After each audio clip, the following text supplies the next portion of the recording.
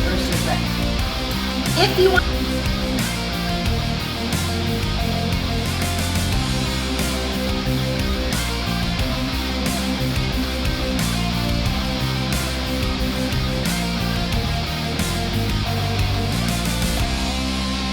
Okay, well, hey, thanks for coming out, guys, and being a part of Kevin Unscripted and coming to the studio. Thanks for having us, Yeah, Kevin. thank you very much, Kevin. Appreciate it. Yeah. This is awesome. Thanks for, we made some bullets disappear today. Yes, we did. And we had a blast, so thank you. We Appreciate did it. the, I guess, the October Halloween edition, didn't we? That's it. Blew up some pumpkins. It was super fun. was That was my great. first time shooting a gun, so thank you. You're welcome. You did pretty good. Thank you. The 20 gauge, I think, is a lot nicer for instead of the 12 gauge, because at the end of the day, you want to be able to have fun. But if the thing is throwing your way back, I mean, who's having fun? It felt comfortable.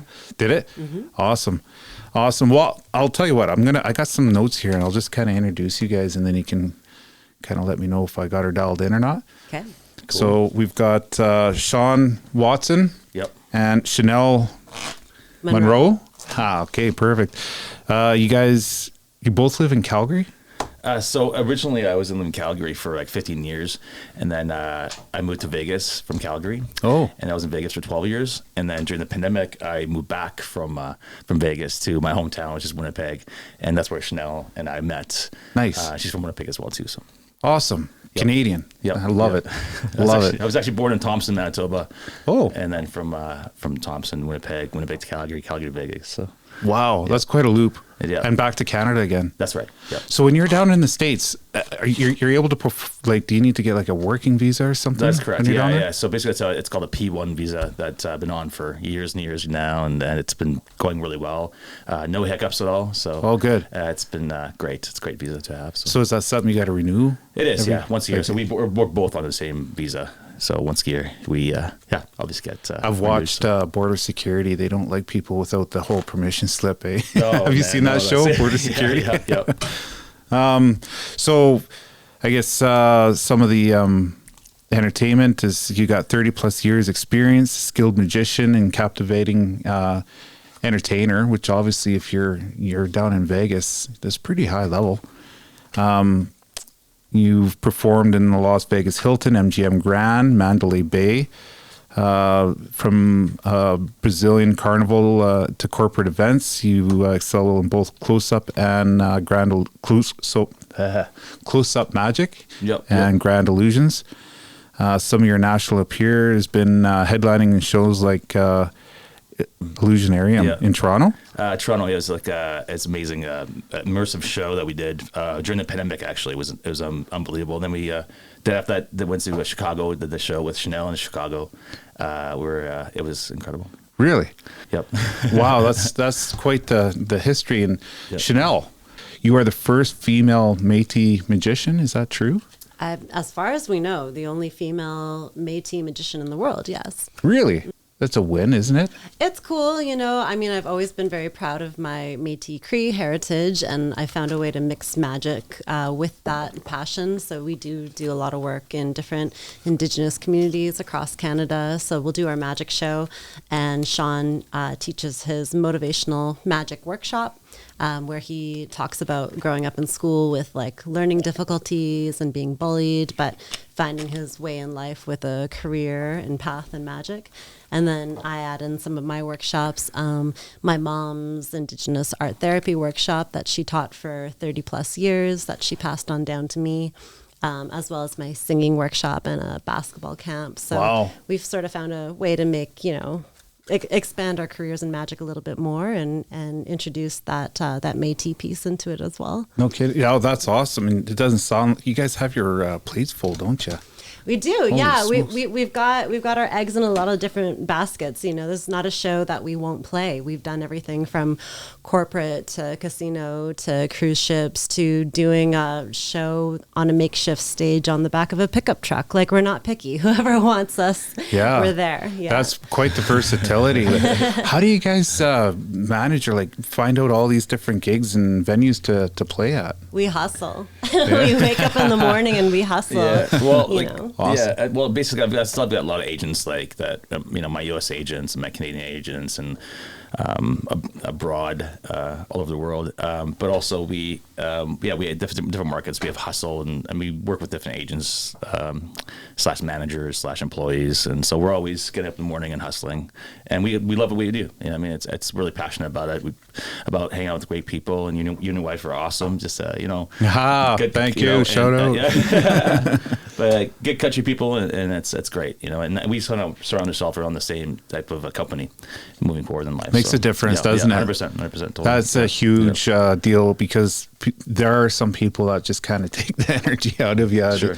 And it's hard to try and stay competitive when you're dealing with that kind of element. Absolutely. Yeah. Yep. So Vegas, how does that work? Like you've I noticed you're at a couple of different casinos or hotels. Right. Do you approach them, or do they approach you and say, "Look, we've got a venue here"? Or how did that play out? Well, my ex-manager and I'm still friends with him, great friends today. We used to do this a lot of conferences back in the day. One conference we did was called Polestar Awards, or basically all the biggest managers for all the A-list artists would be at this conference in LA. It was at the Kodak Theater, and I would just do up close magic and meet all these managers of big bands. So one was actually the Doors, and Jim Morrison always passed away, but it was all the lead, Ray Manzarek. Still one of the founding members, and I think they were all original. No, wait, Ray was, and then the lead singer was actually from the Cult. So that's my, and I did an open act for them, hung out with their manager, and so we used to do this conference every year, and I just made all these celebrities, and one time I stole, I just did magic to a gentleman, and I stole his watch, because I do a lot of pickpocketing in my show, like up close magic stuff, and I stuck his card to the ceiling, then and I stole his watch without him knowing, but he was really into it. Like, he was just floored. And then we went back. I was living in Kelowna at that time. I went back to Kelowna. And my manager got a call from Chris Baldizan, which is the entertainment director of MGM Grand Corporation, that books in Copperfield, and it's pretty amazing. And he said, "Yeah, we want your guy to do a show at the MGM Grand." So it was my very first big contract. Actually, I got a contract from MGM Grand. So it was really amazing, and it was because I was at this conference, because I stole his watch and stuck his card to the ceiling. So I did the impression, and just being a good person, be very social and not part of just be someone I wasn't. So people, it's almost people have a sixth sense. You just tell when people aren't being genuine that way, isn't it? Totally.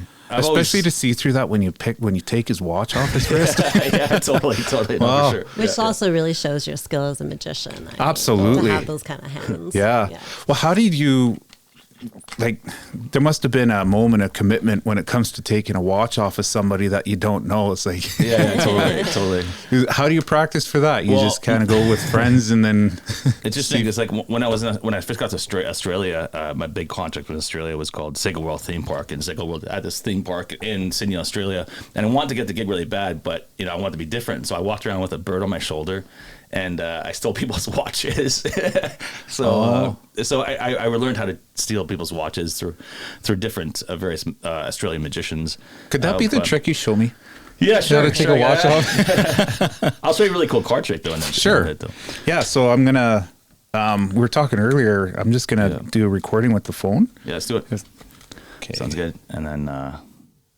Go ahead. All right, cool. So basically, they're all different. It's obviously you checked it out beforehand before we got here today. Yeah. I take one out, have a look at one with the other hand. That's cool, and just show it to the camera. Let me just reach out there. Sure. And show the camera. Yeah. I've got a marker. Hold on 1 second, Alana. Whoa. I think it didn't go my nose. It was just all an illusion. I promise you, Kevin. Hold on a second to make sure. Now it's stuck to my finger. Hold on a second. 1, 2, 3. All right. Any case, I just love impromptu magic. I'm like, I could, just. Any case, I'll just stop. Nice. All right. So I'm gonna hold the card. I don't want to see it, but you take the marker and put your name on the face of it. Sure. Like right there. Just we cannot. I'm just gonna switch hands here. Yeah. So we cannot duplicate it. There we go. Awesome. So. Listeners, Kevin just set in the card. So we're gonna take the card, right? We're gonna put it in the middle of the deck. Yep. So it's obviously in the middle someplace. I'm gonna get the cards a little cut. Actually, that's a poor cut. That's a better cut. Just make sure the cards are thoroughly mixed up before we try to find your card. There we go. And give the cards one more shuffle. It's ensuring the cards are thoroughly mixed up. My hands are thoroughly warmed up. There we go. Awesome. All right. So I'm going to try to find your card using... You're just throwing little tricks in there as we go, eh? I'm going to try to find your card using my iPhone. Okay. So you're recording this? Can you see that? Absolutely. All right. Watch this. My phone in one hand, the cards in the other hand. 1, 2, and 3. Whoa. For the listeners, this is actually the phone hit the cards. Now Kevin's card is actually stuck inside my cell phone. Look, I'll show it to you. I'm going to prove it to you. Look at that. Whoa. Look at that. Look, see? Your name is on there? Yeah. It is too. There you go. Man. That's wild. Like, I mean, so like it's got the folding. That's just wild how you're able to take a card like that. Well, and it's all folded after everything we just we'll seen. show you one more little sleight of hand trick. So we got a pack of sugar, right? You take the Kevin's still amazing. take the sugar, pour the sugar in my hand like this. We'll take the sugar from inside my hand. So folks, the sugar's inside my. Wait a second, that's not there anymore. I am talking actually. Since I'm talking, Kev, you gotta watch this. Since I'm talking, I gotta watch this. Whoa! There's just sugar out of my mouth. All right, so. That's unreal. We could go on forever. Well, let's do it. We got lots of time. That's awesome. I'm going to stop recording this part here. Cool. That is super cool. Thanks, dude. Talk about an icebreaker. Right? There you go. Man.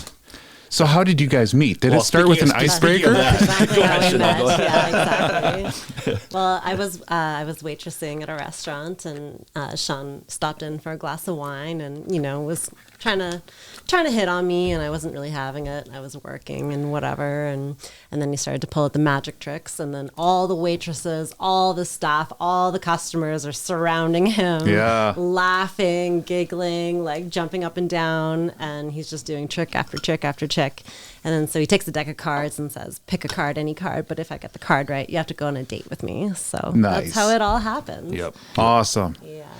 Well, it's one of those things that is fascinating right from childhood, isn't it? Yes. Yes. How does that captivate people like that so much? Because it's something in, like, my memories go back from childhood, like you said, with David Copperfield, where I was glued to the TV watching some of those acts. How did that start for you? Yeah, so for me, I died as a kid. I was like really too premature, and I was flown from Thompson Hospital to Winnipeg, and then they brought me back to life. Wait, you died a blue baby. Like, too premature, like just like a really preemie, like size of I don't know. Look at me now. way too soon. Yeah, so I mean, for me, I since I was born, I died, and I was just like, I had all these challenges, ADHD, my whole life, all kinds of learning disabilities, speech impediment. So I had troubles going to school. I couldn't even like learn, and they tried to put me back in those days, back in the. I mean, I'm old. I'm 40. How old am I? 48 now. So back in the early 80s, no one knew what ADHD. They're trying to put me on the programs. To go to this school, go to that teacher, this program, and then just like no one knew. I mean, what was going on back in those days. But yeah, so it was challenging for me, all the time. But I found magic, and magic truly changed my life. Like, gave me the confidence. In my life that if I could do this, oh my goodness, I could use that confidence into schooling. Absolutely. So I mean, I had 2 teachers' aides in school that would sat with me, and they brought me to the library one day. So there I'm walking to the library, and I'm like picking a book, and they're like, cool. Which book? I see this book, black book with red lettering. It's called Mark Wilson's Book of Magic. And I just grabbed it, put it on the desk, and they're like, read it, Sean Watson. I'm like, I can't read. What are you talking about? And they're like, yeah, you can. You can do anything you want. Just believe in yourself. I'm like, what? So I took that back home, and it took me like a month to get through it, but I did it because I believed in myself. You went from not being able to read to reading a whole book in 1 month. I mean, I think it took longer than that. Awesome. Maybe 1.5 months. But my dad helped me. My father helped me out, and so I just found magic, and then applied that obviously in the confidence in the schooling, and then it really helped trill me out with everyday life. So. Well, we're close in age. I'm 46. There you go. So I kind of have an idea of, what I think the schooling system would have been like. And you're right. That's I think, a little bit of a hurdle if you have, ADHD or something that's, they're saying is a disability, but it's just a different way of learning. And so you're having to fight that stigma. Totally. Yeah. So how did that have like an immediate impact where it gave you the confidence to engage and find it easier to, obviously start learning and get involved in school curriculum? Like I enunciated my words. Like I still stutter all the time, like when I'm with my buddies and just hanging out and with Chanelle and just chilling. But like, when I'm on stage, I never do stutter. It's kind of like it, but yeah, I definitely, ADHD, the speech impediment. Yeah, definitely. It's changed me in so many ways. And just how I like operate my brain and do business and just be a good person. I'm always myself. Like there's like, I think I get myself in trouble a lot of time because I'm too honest and to myself that, but Chanelle says that's a good thing. So he has no filter. I have no filter. So when did you guys meet? How long ago was this again? So this was about 4 years ago. So December 2019. Yeah, and so he first asked me to be his assistant. So Yeah. I was like the box jumper is what we call it in the industry. So like the girl that gets cut in half and whatnot. And then he said, you have amazing stage presence. Let's teach you a few tricks of your own. So I started to do magic tricks of my own alongside him. And now I'm also a soloist magician. Nice. So it's cool. It's like, I'll jump out of the box and also do a trick. And you don't really see a lot of magic duos nowadays that do that. So I think we offer something different. Magicians, that's typically by nature, I think, a solo craft, isn't it? Yeah, for sure. I mean, it's just, but I mean, yeah, I can't wait to guys come to the show. I mean, she's unbelievable. She's very modest, but she's like the best of the best out there. She's my biggest fan. No, but it's true though, Kevin. I'm telling you, she just headlined in the Magic Immersive in Chicago, and tell them about your bullets and everything. It's unbelievable. Yeah, so one of my first sort of like big breaks as a soloist magician was Magic Immersive Chicago, and they had me doing the bullet catch. I've caught The bullet catch. Yes, so it's the deadliest piece of magic ever created because it has killed 13 magicians. Oh, man. And I've caught over 100 bullets in my career, which I'm certain must be some sort of record, at least for a female magician in the world. And, if someone out there has caught more, I'd like to know, but I think that's got to be right up there. So that was my big break as a soloist magician. And then after the bullet catch, I got really interested in dangerous magic. So if you come to our show at the Lido Theater on Saturday, we've got a matinee show and also an evening show. I'll be doing a lot of the dangerous pieces of magic in the evening nighttime show.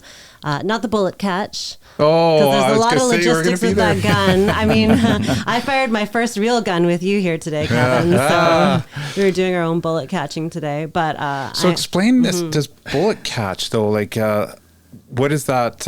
What does that involve? So there is two different bullet catches, one in the teeth and one in the hand. And I was catching by hand. So it's exactly what it sounds like. Somebody fires a gun at me and I catch the bullet clean out of the air. We get an audience member to sign the bullet as it's put into the gun. And then the audience members, verifies that that is their signature once the bullet is caught and cools off and everything. So wow. So who fires the gun? Sean? I know. It was actually her assistant in Chicago. That every night she had his assistant on stage, and her assistant would fire the gun at her. Oh wow! And it's unbelievable. Like the logistics, you're right. I can't imagine some of the stuff. Like your insurance must be out of this world. Right. There's a lot of gun safety laws and everything. We would like to tour with the bullet catch, but that's a tricky. Yeah, and the show Saturday night, you're gonna see a lot of dangerous magic, but something equivalent to the bullet catch. We can't just tell you what it is, but it's right up there with the bullet catch. So. Yeah, I'll be performing another piece of magic. It's a magic trick that actually David Blaine just recently severely injured himself doing. So another piece of dangerous magic. It's not lethal, but it is very dangerous. What got you? What makes you gravitate to the high risk magic? I don't know. It just is what it is. Yeah, eh? I don't know what happened. Sean and I we're very different magicians, which is why we're so dynamic together on stage. I feel like in a lot of ways, Sean has this very like happy sort of upbeat magic. A lot of it can be very family friendly, but also good for audiences of all ages. And then I sort of went off to this like dark, more dangerous, kind of witchier side. I just debuted my solo magic show called 5 Ways to Kill a Magician, which talks a lot about them killing magicians back in the day, when they used to burn the witches on the cross. They also used to burn magicians. Really? And that fascinated me. So I created sort of like a magic show / play piece of theater regarding all that. I weave a lot of Indigenous rights and issues into that storyline and plot. So yeah, Man, you guys have put a lot into this, eh? Yeah, it's just it's sort of happened naturally, and we love it. We love our job. We love working together. We love each other, and that's that's making art. That's what it's all about. Yeah, and the matinee show is great too. It's obviously for the kids and matinee, but it's for the whole entire family. Honestly, even the evening show is gonna be for the entire family, but the matinee show the kids are gonna really love. Both shows are going to love. So this episode isn't going to be released before your performance, but like when it comes to, being able to acquire a bit of an audience, what is the marketing like with something like that? Do you kind of go through, like it goes back to like Vegas and everything else? This must be something that just catches fire and turns into almost like a star factor all on its own, that once you create a name, the demand must be just unreal. Yeah, it's a lot of work though as well too, like keeping your keeping your names or your show up to date and then make it like spectacular, and for us add more danger, adds more elements to the show, and keep on changing the show up all the time. Like we, this time we're in Fort St. John. Next time we'll have a totally completely different show. So that's why every year that's for your viewers, next time we're in Fort St. John, please come grab a ticket, and it'll be a totally different show than it is this time around. Do you go to Europe? I have not performed in Europe yet. I'm half European. My mom's from Croatia. Oh wow! So I'm half European. Yes, we're just talking about that as well. I was looking at some of the analytics, and it looks like about we're climbing up to almost 40% of my followings from Europe. Oh, there we go. Awesome. Taco season. How some of that happens is beyond me. These podcasts just seem to go everywhere. That's awesome. That's awesome. So with the magician though, like you've got music. And that's a level of artistic I think input, but it's repetitive. You can always perform the same material. Comedians a little bit different. They always have to come up with something a little different. They do have that secretive element to it. Yep. But I would think that being a magician is even another level yet, where trying to come up with material that hasn't been seen, is unique, sets you apart from anyone else. Totally. How would you how do you go about doing that? You just kind of drum up some kind of way to come up with a new trick, or how do you approach that? Yeah, I mean, I think we work really good as a team, and Chanelle's very creative. I'm great at sleight of hand, magic, illusion, but she's more of the creative side, and she'll just like see something and like, oh my goodness, I'm gonna change this around and like this, do a number with this, and I am too to a certain extent, but I think she's more creative and with the music and with the different things that she comes up with. I'm like, oh my goodness, like that's really truly impressive. But we're definitely on our toes all the time. Yeah. Like if we're going back to perform in the same location, we're never going to bring the same show twice. Mm-hmm. So as a result, we're always learning new magic tricks too, which is great because we're always advancing ourselves as magicians, advancing our craft. But then it's like you say, it's not good enough just to learn a new magic trick. How do you present it in a different way? Yeah. Something different than every other magician Well, does. you've got the theme, right, with it. And, Yes. and that's definitely, I'm sure, something that's really neat because you can incorporate a different theme and mix it up a little bit to keep it fresh. But Totally. there's got to be, I can see why the secret, element in it is so thick. Right.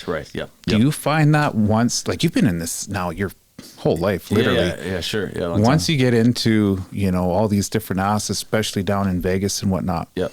And now you've kind of socialized. I'm sure it's like an industry almost, and you get to know everybody within that industry. Yep. Do you collaborate, or do you kind of bounce ideas off each other, or supportive, or is there still that edge that you want to protect with the? I never was like that. I mean, I've learned from some of the best in the world. Just because me being eager to learn and being great at kind of what I do and trading ideas and tricks. That's what magicians do. They have like mentors. I've had so many mentors in my life in magic, and so I kind of want to come up with new things, new sleight of hand magic that really my mentors would really be like, okay, cool, let's trade that idea for this idea because they like what I see, and they're like, okay, teach me that, and I'll teach you this. Oh, so yeah, that's how magicians are. I mean, that's so that's when the magic industry is really cool. You know, Yeah. people are really, and there's the opposite as well too, where you know some magicians have egos, they think they're better than everybody else. But I've never been that type of guy. One life to live. Just enjoy yourself, be yourself, and yeah. You broke the code. Maybe I did. I don't know. Well, we also just joined the International Brotherhood of Magicians, which I've never Really? been a part of. Sean, you were a part of it when you were younger, is Yeah, that yeah. right? I mean, just joined recently again. Yeah. Yeah. I mean, So- I think it's important to because that's where I started out. You know, in the Magic Club, Society of Young Magicians. I started out. Then it's called SOAM, Society of Young Magicians, and then when you graduate from that, when you get older, then there's IBM, International Brotherhood of Magicians. Wow. So yeah, and I know that's I got myself started out like I competed when I was younger and in a competition in Minneapolis and placed first in that competition back in 1988, and it kind of just that's where I got my start. So when you're performing in other people in front of other people, especially maybe other magicians that are probably performing very similar acts. Yep. There must be a little bit, and this I think applies with comedians too, where they'll watch each other and they know and they pick up on elements within that the crowd has no idea about. Sure. But with magicians, there's, especially if you know how that illusion or act is performed, there must be things that you can learn from that because they're using maybe a different technique or something. Yeah, like I like watching all artists still, and you know, not just comedians are great though too. Like it's all, yeah, but like every artist, like musicians, comedians, circuit performers, like you name it, and I can kind of like pick up different things that we like about each one. But yeah, we don't try to copy everybody, like no other performer. We try to do our own style, own take on it. But yeah, what do you think, Chanelle? It's definitely magicians, though. If a magician's watching our show, they'll have that extra little insider tweak or critique that only a magician will know or have. And so that's always like really good constructive criticism. I've always thought that magicians are almost, they're engineers, aren't they? Yeah, totally. Like there's got to be an understanding that of like how physics and Sure. certain things work to be able to incorporate that, like sawing the box. Yeah. I don't know how that, or sawing the box. Sorry, So where we you actually split do it someone. in the show. It's like sawing Chanelle in half. Yeah. Well, really? So is there? We're doing it this weekend. This weekend we're doing it. Yeah. Is there a little bit of an engineering aspect to it? I mean, once you get, 100% there is. Yeah. But I mean, there's skill. Like there's a way that you have to do it, and the way we do it, I don't think like no other magicians do it like we do it. Like we get so many compliments on how we do it so fast and how like the magicians are even like, wait, 1 second, what? So it's pretty cool. Yeah. So is there muscle memory when you're doing some of this? Like It's Chanelle, there definitely must have hard been on the body, you know, after doing, what did I say? We were doing 96 shows in the last 40 days. Both of our bodies hurt, you know. Yeah. My Doing back illusions hurts. is definitely How do you maintain physical that thing. 96 in 40 days? Yeah. Wow. We're almost not maintaining it. Luckily, the tour is almost over. Yeah, so this is but we're great. definitely doing daily yoga. You know, that's definitely like a must Yeah. for us, especially after, you know, doing that type of like physical exertion. And then you're sitting in a vehicle for the next 10 hours getting to your next gig. So, you know, we have to like eat healthy and make sure that we get like proper sleep and doing yoga and be athletes essentially. Yeah, well, that must be tough living, you know, out of a vehicle or a hotel. Yep. Do you guys kind of figure out how to work that with your, you know, touring cycles? I mean, usually at the venues we play, most of them are taken care of. But if they're not taken care of, we stay at the Hilton chain. Like we're Diamond members at the Hilton chain, and they take really good care of you. Like free upgrades, and there we go. Maybe I'll get a royalty check coming in for that. No, but we can't mess around with budget hotels with bad beds. Yeah, that's like a no. That's a no-fly zone for us. Especially we try to save money. We try to be budget, and then it's just not worth it. No, there's some things. An That's extra true. $40 a night goes a long ways. Yeah. There's no question. We've got little rules like that to maintain. Yeah, and if you stick to one chain, it's great. You know, you get points, and they take care of you, and it's awesome. I think being comfortable on the road, especially how hard we work all the time. You need it for sure.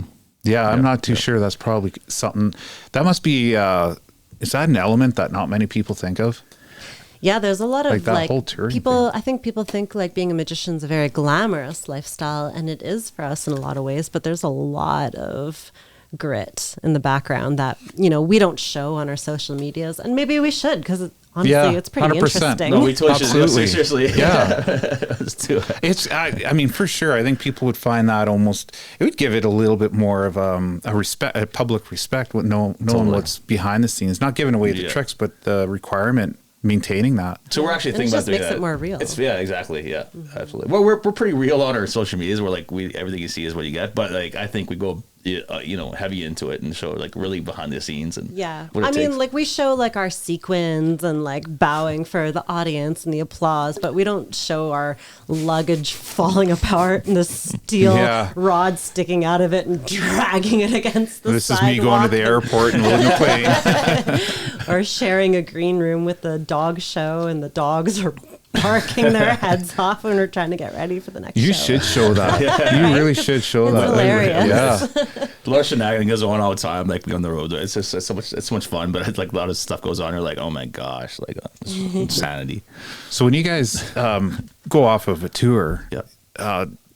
is there like a regiment where you need to stay on top of certain things so that when you get back on tour, you haven't let things slide a little bit? Just trying to keep our home life in balance is always like a floodgate once we've been away from home for that long. Like first things first, when we get home, we're snuggling the cats for 3 days straight. We're not going to let anyone know we're home. It's just going to be pure cat cuddle time. We have no kids. The kids are cats, so we decided not to be our kids. We miss them. You know, and then just stuff like opening the mail that's been unopened for 2 months and like just unpacking and just all of that, like just getting like sorted and settled and grounded until we start, hitting the books and doing business again. And, it is an interesting and a difficult thing to try to balance, trying to come up with new shows, new tricks, and be artists and be creatives, but then also be business people and book those next gigs and For sure. do the taxes and everything. Hitting it all. It's a multitask, isn't it? Yeah, I'd say we're more like 80% business people and 20% magicians, to be honest. But it's because if you want the magic show to pay the bills, that's how you have to run it. See, show, and then business, right? Show business. Show's that small, like what? And then business is business. Yep, So all the work behind it.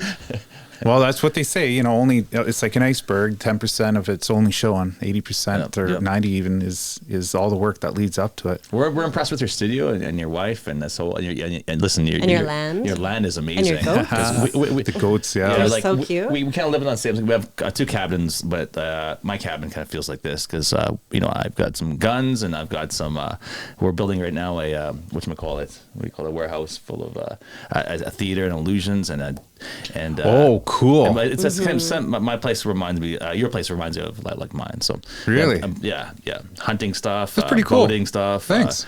You name it. That's great. Well, it's a lot of work, and I think the payoff is that appreciation and enjoyment. Yep. But it's like anything. I mean, once you build a foundation, then it allows you to kind of go and be able to accomplish a lot of other things that are a little easier because you put in a little bit of the prep time. Right. Yeah. Or a little bit of the, I guess they call it sweat equity, so to speak. And, and that goes with anything, whether it's being a magician or, a place or whatever have you. At the end of the day, as long as you have, I think, the appreciation for the payoff on the end, instead of looking for that, the goal that never ends up being accomplished. I mean, then you hit burnout and it's hard to maintain that. Sure. Yeah. How have you dealt with, like, you've been doing this for a whole lifetime and now you've got a whole family with Chanelle and well, there's family with the cats. Well, there's ups and downs, I think, to any, anything in life, but it's like a roller coaster ride, right? Get highs, get the lows. And I just just stay focused, be happy, wake up in the morning and just be like, man, this is like, you don't know when, you're going to go in life. So I died as a kid. So I figured that I'm just gonna be the best of life and just be, take all the hits and just, and know to get better and be better all the time. So I think that's my whole model. Just be a good person, work really hard in life, and that's it. Pretty much. So you sound like a pretty busy guy. Yep. I got to ask. Sure. How did you manage to have enough time to not only impress and pick up Chanelle, but get to know her and build a relationship enough to where, this has become something that is part of your guys' relationship and identity, I guess, too. I mean, the two of you now for a while have been together making this work. Like, how did you manage that? You just kind of... Well, my mom passed away, I'm back in 2007, and and I was really struggling with relationships my whole life. So I never actually, and so it's basically, I always say, like, there's an angel came down and actually delivered Chanelle to me. And I walk in there, and I was about to leave the bar, and I looked to my left, and then something just put me in the seat. And I'm like, what? And then I just looked over, and she was there, and it was like, yeah. And then when I met her mom was sick as well too. So it was just kind of like, it's just, I think, meant to be. It happens, doesn't it? It just kind of works out to where... Yeah, 100%. Yep. Yeah, I'll never forget the look in his eye when he first saw me. It was like love at first sight. Like when I saw him look at me, I'm like, that man's in love with me on the spot. And then he met my mom, and my mom was like, that man's in love with you. I'm like, yeah, I think so. And then in terms of, the time, the pandemic hit 4 months after we met. So we had nothing but time to get to know each other. Yeah, totally. We were driving. It was my first gig. It was my first performance as his assistant in Calgary. And we got there and the show was canceled. It was mid-March 2020. And he was like, where should we go now? So we went to Banff to vacation for a bit. And then there was this announcement, we're closing the doors of Banff. No one's allowed to get in. And this is the last night to go out and party before the world shuts down. And Banff went off. I bet. People were partying. They're running down the streets naked. It was mayhem. We didn't know what was going on, but we partied like the world was going to end, and then it did. Our corporate gig got canceled, and then Banff was just like insanity because nobody could come in, and we're stuck in Banff, and we did the best of it. But we had a trip to Peru too. That's right. And we were kind of like, we called her brother because just a second opinion. And he says, maybe do not go to Peru. And luckily we canceled our ticket to Peru because if we didn't, we would be stuck there for months. Mm-hmm. Really? Yeah. Man, that was just like a switch. Isn't that odd how that just happened like that, eh? Totally. Mm-hmm. Yeah. 100%. I know I've heard of people kind of coming up with little ingenious ways of, doing like online shows and all this other stuff. Was that something you got into or had to figure out? Well, actually, I got a call from Jamie Allen, which is like a friend of mine, big magician in the UK, like equivalent to David Copperfield, but he's an English magician, and Jamie Allen is, God bless him, and he called me up and he's like, hey mate, I got a gig for you. You're going to be like the headliner magician in an Illusionarium in Toronto. I'm like, what's going on? Like, are you punking me right now? So it was a big, huge production. And you go into different rooms and there's, it's from, you see illusionists like myself to Penn and Teller were involved, and it's actually pre-curated from COVID. So people would walk in different rooms wearing a mask, and they'd see it's Illusionarium. It was unbelievable. So I worked in Toronto for a year. With this huge production that I was part of. Wow. So that must have been a lot different. Yeah. Like there's no audience or anything. Like, how do you know when you're landing? Well, there actually was. Yeah. So in Toronto, in 1 Yonge Street, the whole building of 1 Yonge Street, people would just literally wear masks and walk into each room, and there would be a different show on in each rooms. And really? So it's sort of like a maze. It was a maze, yeah. Crazy. Of like socially distant pods. Man, that must have been that's a wild amount of work, isn't it? So I was doing a ton of shows a day, wearing a mask, doing shows a day, doing these big illusions. But it was great because no other magician was working in the world except for myself and all these other performers that we hired, and I helped train to be a part of this production. It was incredible. Yeah. Man. Everyone was doing Zoom, and I was actually doing real live shows. It was great. No kidding. Well, hey, it's showing you obviously do know how to hustle. Yeah, thanks. Come up with something like thanks, that. Man. I appreciate it. Yep. That's awesome. So then what was it like coming out of it? Yeah, it was through the whole pandemic, actually, Chanelle and I, we just kept on working and putting on live shows, and people thought we were crazy, but we really didn't. We just wanted to live our life and try to be the best, and we believe in live entertainment. Like, I hated the whole Zoom thing, and sure, I did it for some gigs here and there, but I was busy in Toronto, and we always put on live shows, and we just liked people coming out and living their life, and you do you, we'll do us kind of thing. Absolutely. So that's my whole model. I think that just with me as a person. I'm like, so we just kept on doing live shows, and people came to it. Like we're in Waskesiu, Saskatchewan. We sold out some theaters there. We kept on doing shows and shows and shows, and some got canceled because what happened. But and I don't really think the Zoom shows landed. Personally, no, they didn't. It's just, yeah. It was so no, lackluster. I mean, it's totally. It's like you may as well just watch David Copperfield live thing on YouTube or something. It definitely is possible. I mean, you can definitely do it, but the difference between watching it, like Chanelle, like you're saying, on TV versus in person. I mean, what a while. Look at a concert. Listen to music. There's value in it. There definitely is. You go to a concert. Or anything live, and it's a whole different experience. So I think, do what you got. And people that came to the shows, they loved it. They just loved it, and people that didn't, they're just sheeple, and they are scared, I guess. Yeah, I hear you.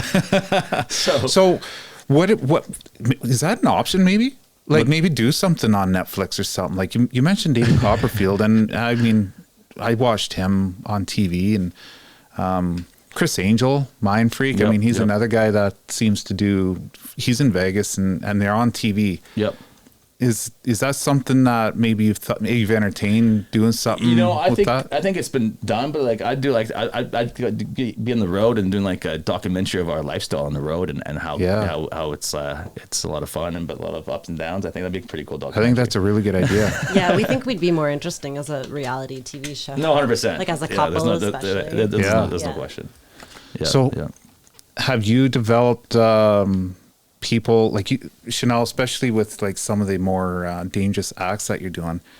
Did you gravitate to someone that you kind of actually look to, or it's some form of inspiration that got you into maybe that style of illusion magician? The first magic show I ever saw was the one I was in with Sean. It was only a few years before I met Sean. I didn't even know who David Copperfield was. Man. Sin. And so I'm just starting to follow magicians now, mostly through social media is how I know about them. But Sean and I did just book our trip to Las Vegas for New Year's Eve. So I am going to get to see all the greats. Cool. And the best of the best in the magic world. So I'll be able to be influenced a bit more by them. But no, I wouldn't say it was watching anyone. It was just something I was into. Don't know why. Just got into it. I kind of like that though too, actually, because here's the thing with performers is a lot of people copy other people, and you get really at a young age, you kind of okay, I want to be that person, I want to be that performer, right? So I kind of like that she didn't see other magicians. She kind of just did her own thing, and that's what Chanelle is as an artist. She just does her own thing. She wears what she wants. She does performs how she performs. I didn't want to influence her by any means with other magicians, and I really like that how you kept to that.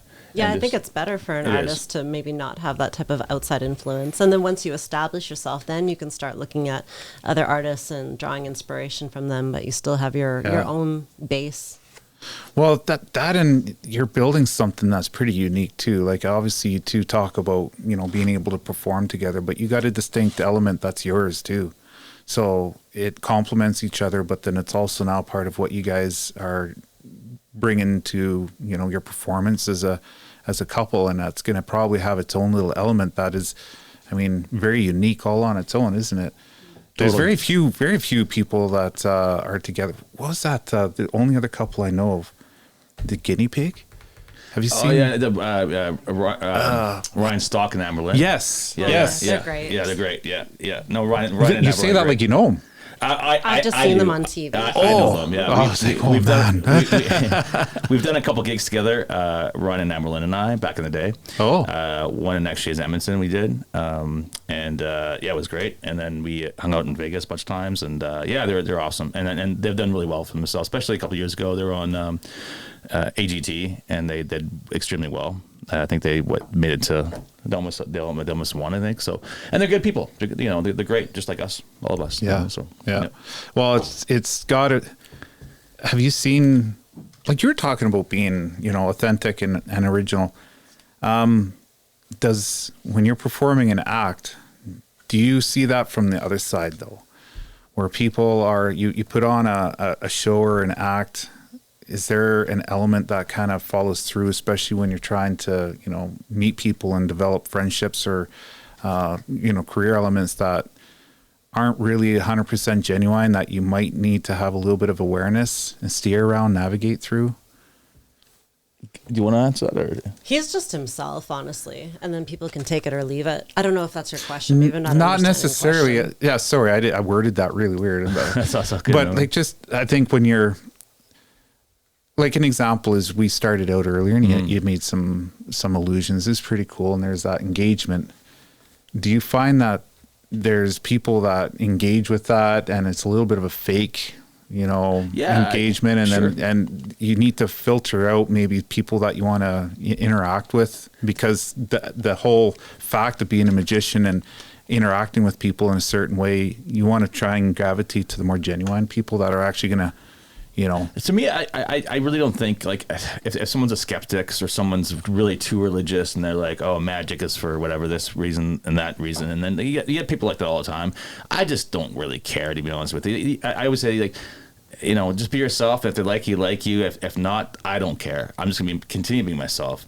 And I think that's why they really succeeded in magic, because people are like, oh, you got to please this person. I'm like, yeah. If you don't like me, I don't care. Like, I'm just going to be myself, So I think that, I mean, every time I perform, I'm just really truly myself. Like, and if you like me, like me. If you don't, what I mean? So I think that I just can't doing me, so.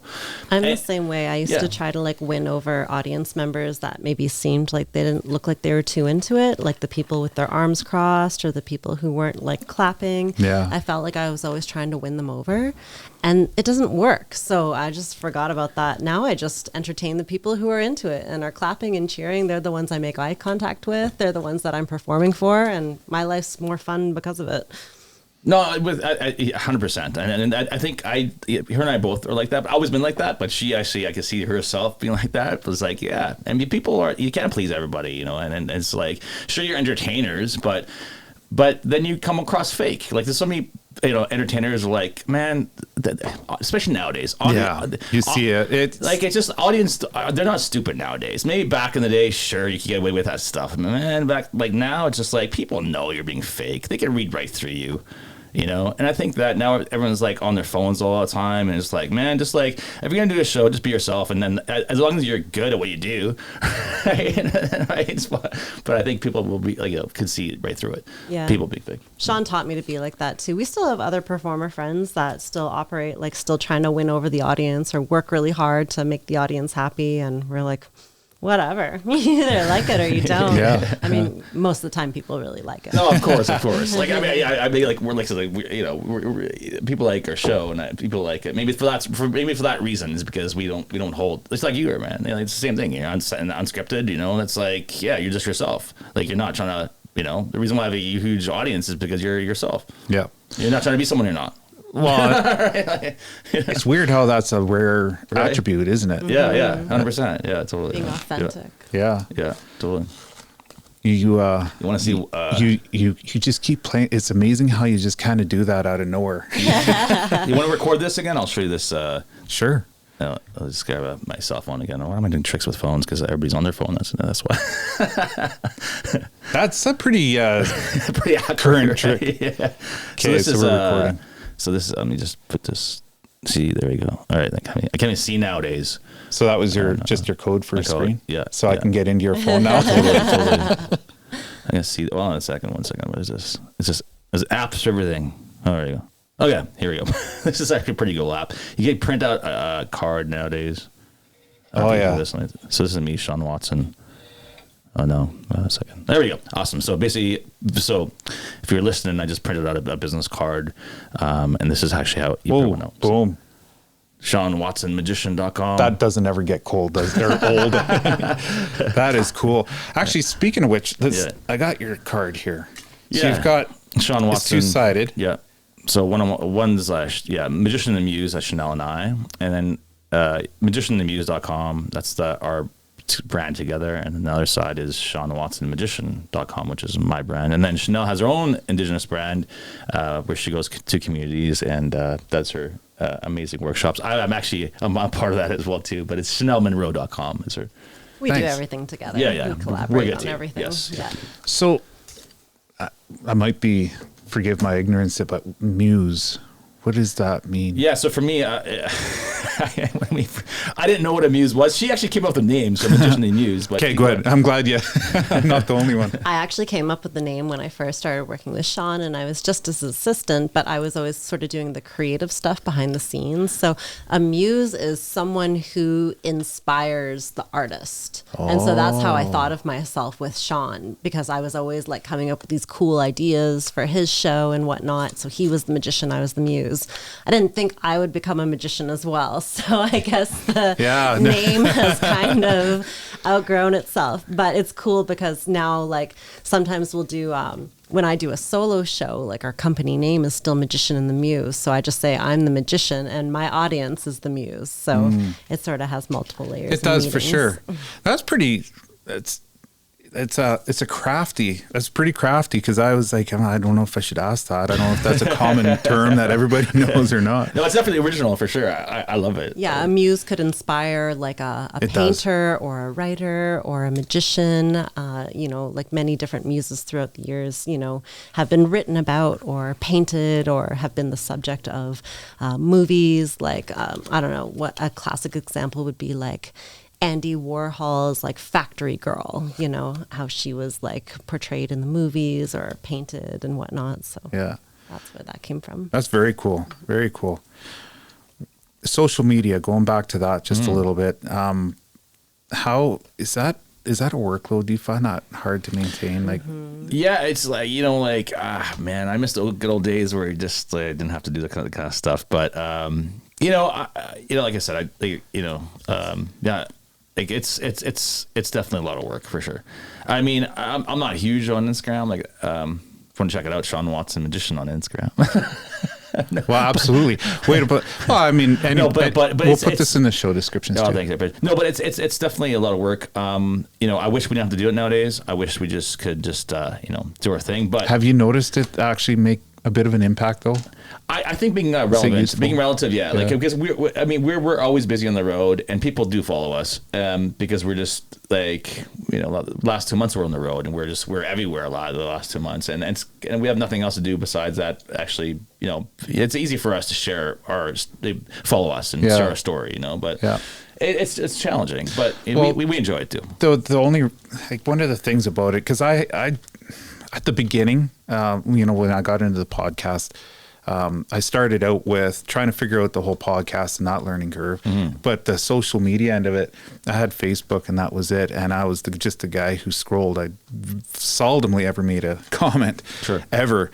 And that's been a real struggle. And then I try and figure out whether or not the workload and the upkeep and maintenance on it is worth it, and it complements or bolsters, I think, the work of the podcast. And I've wondered that when it comes to, entertainment, especially with yourself, if it is complementary and it helps, or if it's just something where you got to figure it out and it does actually have some meaning in there, because unless you have, I think, a fairly high number of followers, it doesn't seem like there's any real value. And people put a lot of stock into how well you run your social media. It's shocking to me. Yeah, I think her and I do a great job on that aspect of things. But do we actually care? Like, do we actually we're on TikTok, and the thing is like, we just don't care either to report, like, this is trending now. Let's try to be a cheap mentality and do the same thing that other people are doing with zero talent nowadays. Yeah, just like we don't do that. What we do is we should do us, and we're not trying to be like, this video is going to go viral. Like, we have to do this dance because everybody else is doing it, and we, with zero talent, and we're just going to follow the sheep. Like, no, we don't really, like, we'll just post our stuff that we are passionate about. Yeah, and us. Yeah, and I think we try to keep the workload sort of to a bare minimum. Like, we're definitely not shooting original content for social media. What we sort of do, or our style, is if we're doing a show or we're doing a poster or something like that, we'll just take a quick video of what we're already doing and throw a couple of hashtags on it and call it a day. But social media is super frustrating because his Facebook got hacked 2 years ago. We've been back and forth with Facebook for numerous hours just trying to recover his account that he spent so much time building and had thousands of followers on, and we can't recover it. So it's like that, it's just down the drain. And now my Facebook, I'm getting these messages from Facebook that they're going to shut down my account because I've, I don't know, violated something. I have no idea what I violated. That's becoming so it's more just common. down the drain, so we have to start all over from scratch. So now I'm sort of thinking, like, I know a lot of people are doing email lists, but I'm like, do people want to get emails from magicians? I don't even know anymore. Yeah, and I started know, with it's TikTok, a rabbit hole. but yeah, and I just found TikTok to be too much to manage. Like I can maintain like Instagram and Facebook, Yeah. and that's about it. Like if you were to add TikTok and Twitter and a YouTube channel All on the top of different it, platforms. it's too much. And we're not trying to make money on the platforms either, right? So like nowadays everybody's doing it. Everybody's trying to make money, monetize and get the checks come in from either YouTube, TikTok, and all whatever it is. But yeah, so we're not in it for the money. We're just doing it just to stay relevant. Exactly. Yep. I believe that 100%. Awesome. I mean, the whole fact that you guys have been doing this for this length of time is nothing but a testament that this is something that's a passion for you guys. Yep. And you can't fake that. Yeah. That's it's refreshing in a lot of ways, and I love the "fuck you" attitude. I mean, that's awesome. I think it's good. It's needed. We need more of it. Totally, for sure. Totally. Well, I don't know if so what I'm trying to do is wrap things up at a more proper time because I can go on bloody hours. Like, let me tell you. So why don't we wrap it up? But I want to throw out an invite. If you guys are in the area again, stop by. We'd love to. I'd love to. Yeah. Thanks, dude. Yeah, it was awesome. great, Kevin. You're a great guy, man. And I just when I first met you, you could just we're the same people. So awesome. Yeah, so like-minded. You're my people too. That's right. That's awesome. So where do people find you though? Like as far social media, maybe it should book you, or where do people get your name? Yeah, just our website. My website, SeanWatsonMagician.com. ChanelleMunroe.com, and then all our socials are there. Just go to websites and you can follow us in there. And yeah. Awesome. Yep. Where's the next? I'm curious. Like after Fort St. John, where are you going? Yeah, we get to go home. Yeah, we're excited. Yeah. We're the last on the stop. Yeah, that's it. Man. That's it. Yeah, we are out of the way, aren't we? A little bit out of the way. Maybe a 30-hour drive. It's all worth it. Yeah. Shooting those guns today was awesome. And Chanelle, I didn't know it was your first time. So wow, that's awesome. Yeah, I shot that pumpkin good. Yeah, man. It blew up. That was awesome, dude. That was awesome. Thank you, Kevin, actually. My pleasure. Yeah, my pleasure. Awesome. It was fun. Yeah. Well, until next time. Yes. Knock her out of the park. Take care, guys. Thanks, man. Appreciate it. Thank you.